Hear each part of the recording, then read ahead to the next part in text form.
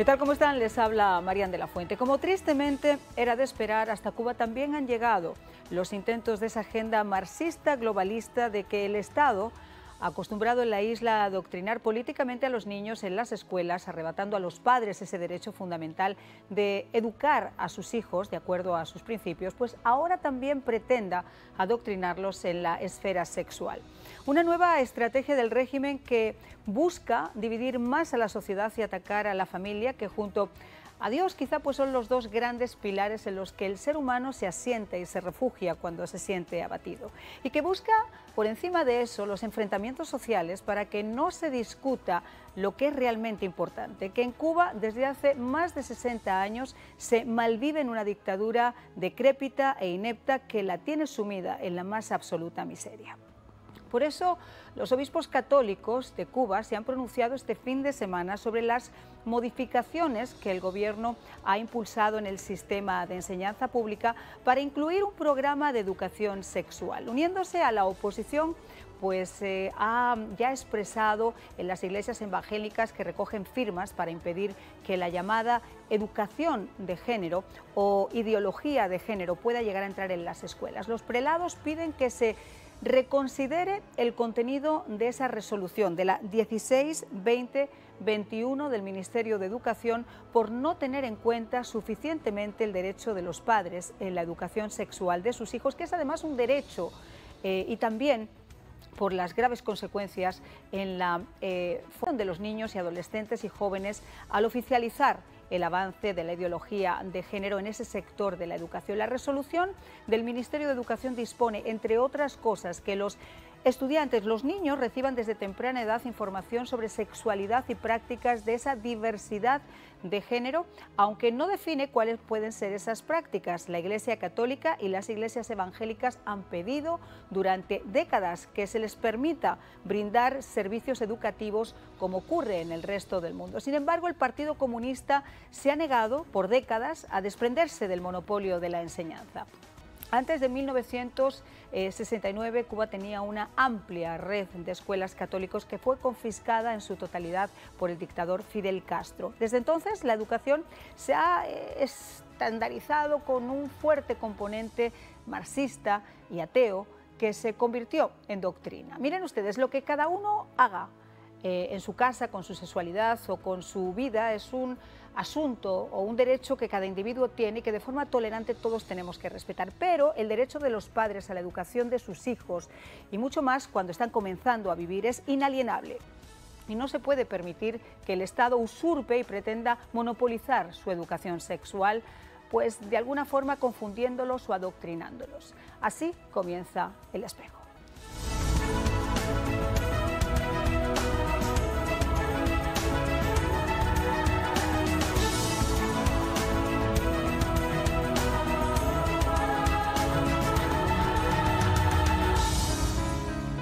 Bueno, pues ya lo han visto, católicos y evangélicos se unen en Cuba para frenar esta ideología de género, que más allá de ese nombre obviamente tiene unas connotaciones muy importantes que vamos a discutir con nuestros invitados del día de hoy. Con Mario Félix Leonard, que se encuentra precisamente en Washington y con quien estuve hablando hace unos minutos en la radio. Muchísimas gracias, Mario Félix, por estar con nosotros.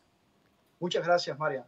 Y también con Antonio Rodiles, fundador del Estado de SATS. Muchas gracias por acompañarnos. Muchas gracias, Marian, por la invitación. Me gustaría comenzar contigo, que estás en el estudio. ¿Cómo podemos interpretar todo esto? Porque tú y yo estábamos manteniendo, antes de que empezara el programa, justamente una conversación sobre este tema.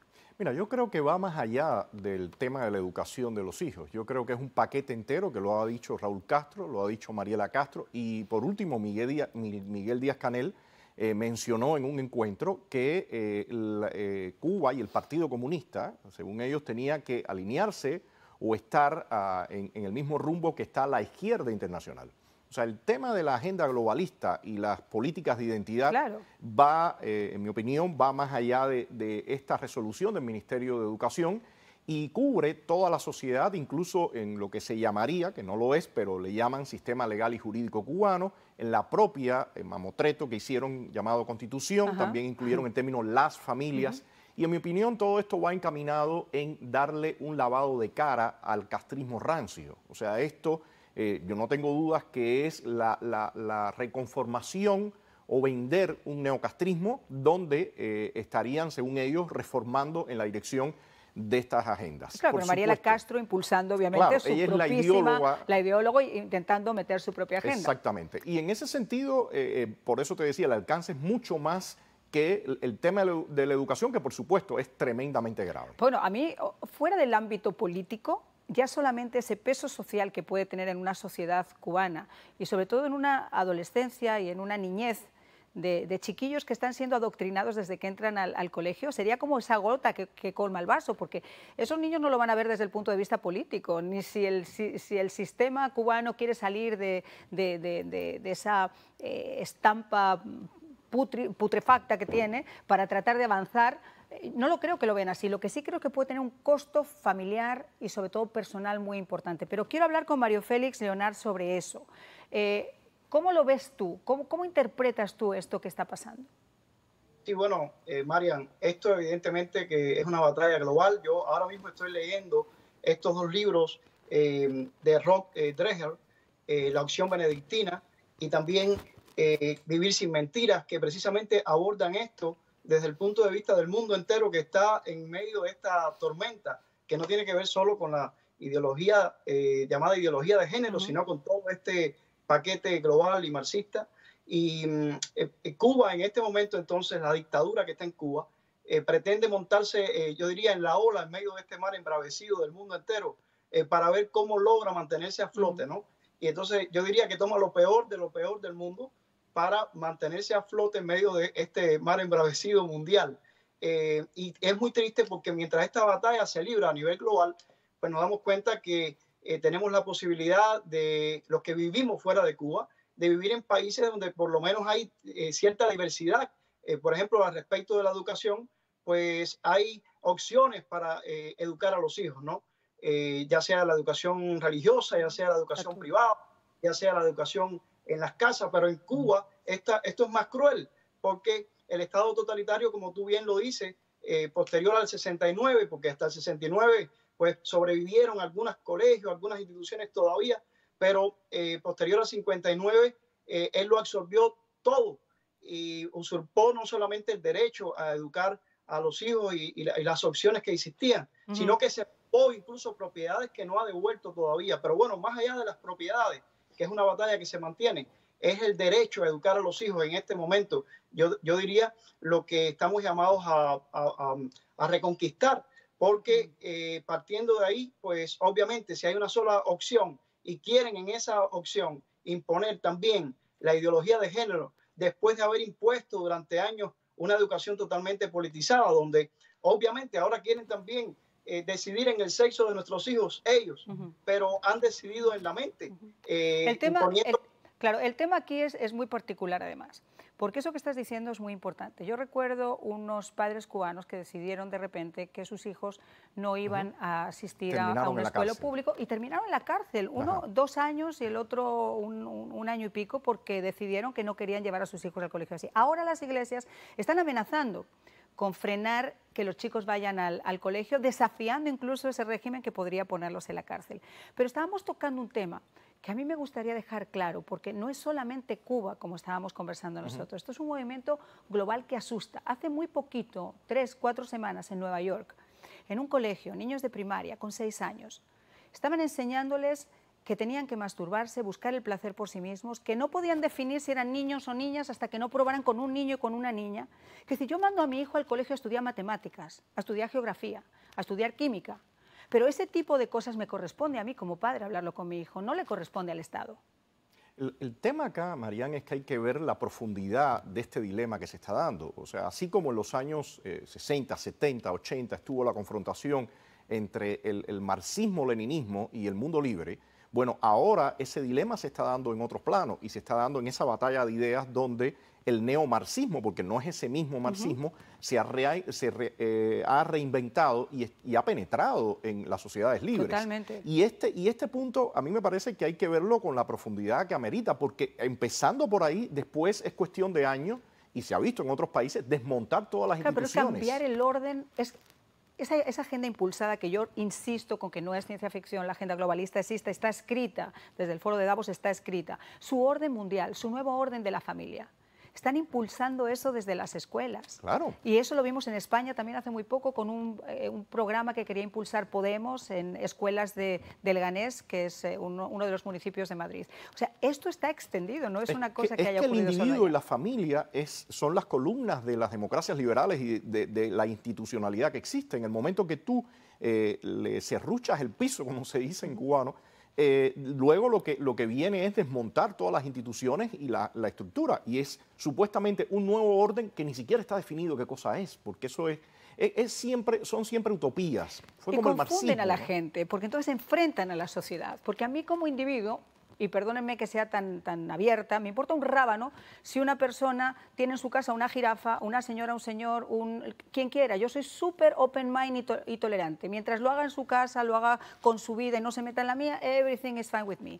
Pero cuando se trata de criaturas que, como te digo, están empezando en su vida a tener una formación, a tener una visión, tú no les puedes inculcar eso, no puedes hacerlo. Pero el tema es, en un final, mantener una confrontación. Antiguamente la confrontación era proletariado burgués. Ahora, ya a partir del colapso del comunismo, esa confrontación no es la que prima.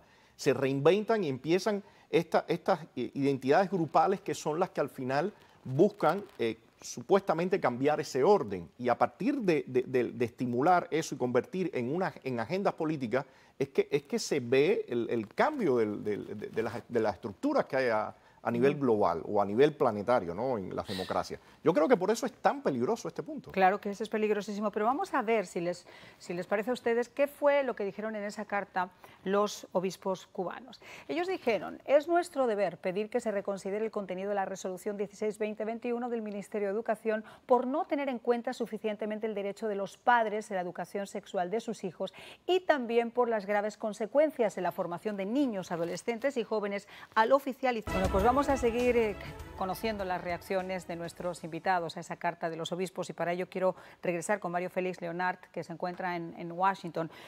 Mario, hemos leído la carta, la conversamos antes también en la radio, pero uno se pone a pensar cuáles son entonces las opciones que pueden tener los padres de familia en Cuba, que ya de por sí la tienen difícil con ese adoctrinamiento político y que ahora van a tener que pasar por esa situación. Sí, bueno, la carta es formidable. Todo un día maravilloso, ¿no? El Día de los Padres, creo que es un regalo a todos los padres cubanos. Y cita una frase muy buena del Papa Francisco, pero también hace por lo menos dos citas bíblicas que me parecen muy importantes, especialmente la de Génesis, capítulo 1, versos 26 y 27, la de que hagamos al hombre de nuestra imagen y semejanza, y creó Dios al hombre a imagen de Dios lo creó, hombre y mujer los creó. Son muy atinadas la base bíblica, porque la carta dice también que pretender imponer esta ideología de género va en contra de la historia y la cultura cubana, pero a mí me gustó que citaran la Biblia también, porque para mí el problema es un problema más a fondo, es el problema de ir al mismo origen del cielo y de la tierra y del mundo, ¿no? Dios lo creó de esta manera y la cuestión es que él quiere ir en contra de lo que Dios hizo y quiere que sea a su manera, es una rebeldía total en contra de Dios. Así que me parece que la carta es un formidable regalo para la familia cubana y me gustó la frase que dice: no perdamos la fuerza cuando haya que nadar contracorriente. Lo que yo diría es que en Cuba hemos tenido que nadar contracorriente en estos últimos 62 años, no solamente ahora que pretenden imponer la ideología de género, sino todos los 62 años donde han pretendido siempre imponer cualquier cosa menos la voluntad del pueblo. Yo discrepo un poco de esa carta. Yo no creo realmente que Dios haya hecho a imagen y semejanza a estos individuos de los que estamos hablando en el día de hoy. Ahí yo creo que hubo una deformación o hubo algún tipo de interferencia entre lo que Dios quería y lo que salió en Cuba. Pero bueno, estábamos conversando tú y yo también sobre qué se puede hacer. O sea, qué podría tener en la mano el pueblo cubano, además de este apoyo de la Iglesia, para poder de alguna forma reivindicar su derecho. Yo de nuevo veo esta contienda, porque al final lo es, como algo tremendamente interesante, ya que en mi opinión no abarca nada más el tema de la educación, sino nos metemos en la batalla donde el régimen quiere renovarse, donde quiere relanzarse a través de todas estas ideologías. O sea, es realmente una cuestión de lavado de rostro o mostrar. Y ahora somos los cubanos encontramos más alianzas para poder enfrentarnos al régimen. las iglesias, tanto las protestantes como la católica, se habían mantenido desde cierta distancia, pero ahora evidentemente este paso las obliga a entrar en el ruedo, junto con otros actores de la sociedad que sencillamente queremos que este castrismo no se renueve o se transforme en ese neocastrismo. Aquí el tema yo incluso lo veo bastante particular, porque esa agenda no solamente está en actores por parte del régimen, sino en actores contestatarios también. O sea que el escenario ahora, Marian, se vuelve tremendamente interesante. Yo diría que hay que empujar en llegar al pueblo, movilizar a las personas y que reclamen los derechos básicos, que es el derecho que tú tienes como individuo, que no te estén relativizando todo, que no te estén cambiando lo básico y lo visible, pero también en el tema de los hijos. Entonces, o sea que este tema ahora a mí me parece que remueve muchísimo de cara a lo que va a ser los próximos meses y los próximos años en Cuba. No puedo estar más de acuerdo contigo. Yo siento que esta sí es una buena forma de mover esos cimientos de la sociedad. Totalmente. Para que haya una reacción mucho más global. Por cierto, sumándose ya a esos aires de cambio que hemos podido ver incluso con una propia canción, mientras se coreaba cuando la policía estaba tratando de reprimir a los opositores. Pero bueno, el gobierno está haciendo todo lo posible por seguir apretando las clavijas. Y ahora se les ha ocurrido otra brillante idea, y es que no se van a aceptar dólares, que no puedes ir con dólares a la isla, tiene que ser con euros. Vamos a ver qué dijo el canciller. Denuncio ante nuestro pueblo y la comunidad internacional que entre abril de 2019 y diciembre de 2020, el bloqueo causó daños económicos por 9.157 millones de dólares, un promedio de 436 millones mensuales. Los daños humanos, sufrimientos y carencias que provoca a las familias cubanas son incalculables. Bueno, pero la desfachatez que tiene este individuo es una cosa, pero vamos, inusitada. Dice que el sufrimiento del pueblo, que el desapego, que todo lo que le está ocurriendo a Cuba es por culpa del embargo. ¿Yo he escuchado bien? ¿Ha dicho eso? ¿Seguro? No, señores, es por culpa de ustedes, y es por culpa de esa dictadura, y es por culpa de querer seguir teniendo sus posaderas en un sillón que les queda grande y que no les corresponde desde hace muchísimo tiempo. Pero la verdad que esto enciende, porque este cambio, ¿cómo puede llegar a afectar ahora mismo al cubano que vive en la isla y al cubano de afuera? Bueno, para mí es la clásica acción del secuestrador que está usando a los rehenes y por supuesto lo están usando a través de sus familiares que están acá en el exilio, en la diáspora, para que ejerzan presión en la administración actual y le levanten restricciones. O sea, para mí no es otra la jugada. Por supuesto, de una vez recogen circulante, de una vez golpean tremendamente al mercado negro y todas estas otras jugadas. Pero la justificación que ellos dan de que sencillamente los dólares que reciben en la isla después no lo pueden entrar en los circuitos financieros es completamente falso, porque ellos tienen 1000 vías para hacerlo. Ahora, uno se pregunta, y te hago también esa pregunta a ti, Mario, ¿por qué este cambio? Entiendo perfectamente lo que nos acaba de comentar Antonio, pero la Unión Europea no ha sido precisamente un organismo que haya ayudado a Cuba. Bueno, sí. Se ha ayudado a sí mismo. Sí. Exactamente, pero el anuncio yo creo que tiene que ver también, aparte de recoger el dinero, tiene que ver con la votación que va a tener lugar mañana en las Naciones Unidas, donde precisamente todos los años ocurre, ¿no? Pero ellos, por supuesto, tratando de dar su impronta, ¿no?, en medio de la situación para también generar la presión sobre la administración. Ya sabemos que la administración de Obama se abstuvo en esa votación, lo cual nunca había ocurrido en la historia. La administración de Donald Trump volvió nuevamente a votar en contra en este caso, de la dictadura cubana y a favor del embargo norteamericano, que yo creo que es lo mínimo que se puede hacer y que no se ha aplicado bien a esa dictadura. Entonces, de cara a la nueva administración, está por ver qué va a pasar. Si va a volver a la abstención de Obama o si se va a mantener en la misma posición de Donald Trump. Entonces, tomar esa medida apenas unos días antes, aparte de recoger el dinero que necesitaban recoger, pues busca generar ese impacto previo a este día. Y bueno, y ahí es muy importante el papel que tiene esa diáspora, el exilio aquí en Miami, la fuerza que tienen también los congresistas hispanos que en Washington están forzando para que la administración Biden no cambie la política que tenía impuesta Trump con el tema de las restricciones. Pero ¿podría llegar a cambiar? Yo creo que sí puede pasar, pero de todas formas hay un punto que a mí me gusta siempre remarcar. Toda la presión y todo lo que se hace desde el exterior tiene una importancia tremenda. Sí. Pero yo diría que el énfasis de todas formas tiene que estar en el interior de la isla. El apoyo que exista a los sectores de la sociedad civil contestatarios, a la oposición, porque de lo contrario el régimen siempre sigue diciendo, bueno, ustedes nos agreden a nosotros desde el exterior, pero aquí adentro contamos con el apoyo de la población, que todo el mundo sabe que es una gran mentira. Pero honestamente la oposición necesita fortalecerse y necesita poder realmente pulsear con un régimen tan despótico como el que tenemos allá en la isla. Pero tú vives en Cuba, ¿cómo ves esta situación desde adentro? Muy difícil porque el régimen... ¿Te dejan vivir? O sea, lo difícil es en una persona como tú, ¿te dejan vivir?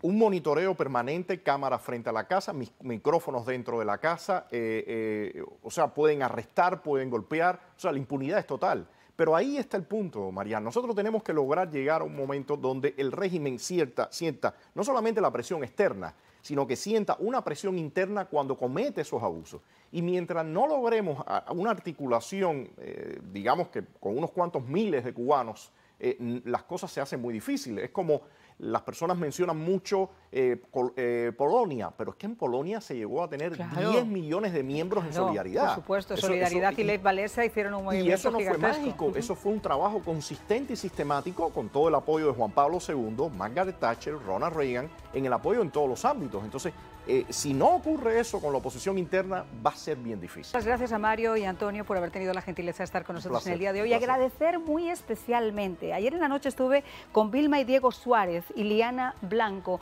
en esa tertulia maravillosa de mujeres cubanas que hacen los lunes. Espero que me vuelvan a invitar. Lo pasé fantásticamente bien y aprendí muchísimo. Será hasta mañana.